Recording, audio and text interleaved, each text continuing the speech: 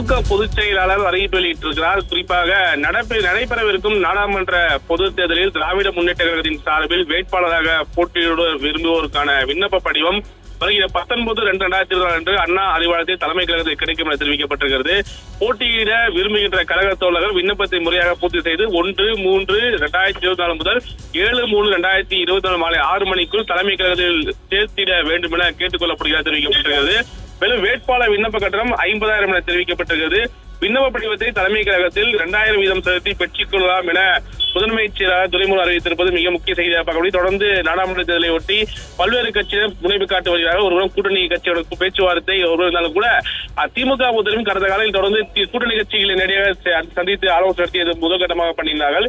அதனையொட்டி முதல் கட்டமாக தமிழ்நாட்டில் கூடிய முதல் கட்சியாக வேட்பாளர்கள் விண்ணப்ப பெறுவதற்கான அறிவிப்பை முதல் முறையாக திமுக வெளியிட்டிருப்பது அவர் குறிப்பாக தேர்தலுக்கான ஆயத்த பணியில் முழுமையாக ஈடுபட்டிருப்பது காட்ட முடியுது.